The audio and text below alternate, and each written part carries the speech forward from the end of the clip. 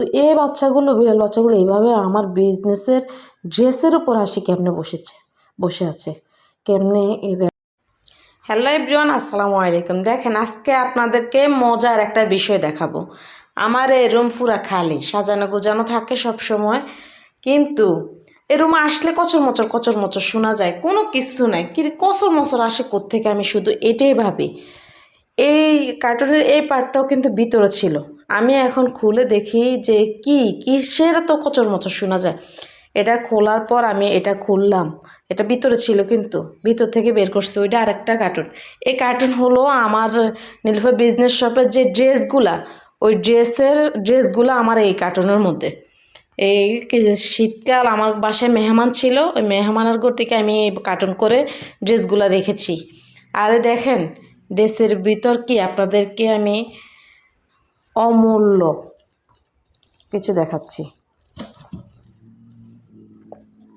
আমি প্রথমে এত বেশি ভয় পেয়ে গেছি বলার বাইরে। আমার জানলা দিয়েও বিড়াল আসার মতো কোনো রাস্তা নাই, আর এই বাচ্চাদেরকে নিয়ে কিভাবে আসলো দেখেন। আমি পুরো আশ্চর্য হয়ে গেছি কতগুলা বাচ্চা নিয়ে এই বিড়ালে, এই যে এই বিড়ালটা কতগুলা বাচ্চা নিয়ে আমার এই ড্রেসের কার্টুনের মধ্যে। আমি শুধু ভাবতেছি এত কসর মসর শোনা যায় কি, কোন জায়গা থেকে এরকম কসর মসর শোনা যাওয়ার মতো তো কিছু নেই। এখন দেখতেছি আমি যে ড্রেস রেখেছি, এই ড্রেসের ভিতরে বিড়াল বাচ্চাগুলো বিড়াল কীভাবে ঢুকাইলো, আশ্চর্য আমি। এই আরেকটা কার্টুন, এই ড্রেস, এই এক কার্টুন ড্রেস। হ্যাঁ, আমি পুরো আশ্চর্য এগুলো কেমনে এখানে আনছে।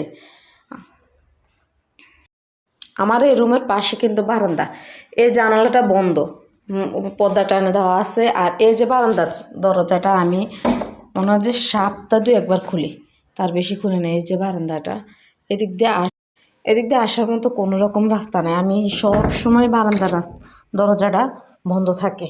আর এই হয়েছে অন্য রুমের জানালার বাহিরে যে জালি দেওয়া আছে লোহা দিয়ে, দেখেন এগুলো দিয়ে আমাদের হাতে ঢুকে না, বিড়াল বাচ্চা নিয়ে কিভাবে ঢুকবে। অন্য রুমের সবগুলো জানালা এরকম, শুধু খোলার মধ্যে কিচেনের এই দুইটা পার্ট খুলে, এই পার্টটা খুলে আর এই পার্টটা খুলে, এই দুইটা পার্ট দিয়ে কখন কিভাবে ঢুকানি। দরজা খোলা রাখি আমি কোথাও যাই না, কিভাবে সম্ভব আল্লাহ মাবুদে জানে।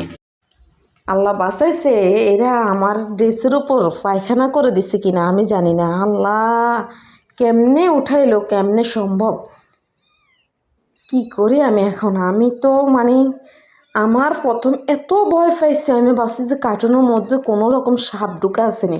শীতকালে তো বিষাক্ত সাপ ঢুকে থাকে। আমি বিশ্বাস করি না, আমি যে এত ভয় পাইছি যা বলার বাহিরে। আল্লাহ আমাকে বাঁচাইছে। আমি মনে হয় যে আমার কার্টুনটা প্রথম কিন্তু এইভাবে লাগানো ছিল, এইভাবে ফুরা লাগানো ছিল। আমি আস্তে আস্তে যখন খুলতেছি শুধু দোয়া পড়তেছি, আল্লাহ আমাকে কি বলবো, আমার বলার ভাষা খুঁজে পাই না। আমি এত বেশি ভয় পাইছি যা বলার বাহিরে। আমি এখন এই বাচ্চাগুলো কি করব, বাচ্চাগুলো রেখে বিড়ালটা বাহিরে চলে গেছে। আমি কালকে রাতে অনেক বেশি ভয় পাইছি যখন জানালার যে বাহিরের যে জালি গ্রিলটা আছে, মধ্যরাতে প্রায় 1-1:30 বাজে, তখন জানলা দিয়ে বিড়ালটা ঢুকার জন্য অনেক কাবজাব করছে, অনেক লাফালাফি করছে।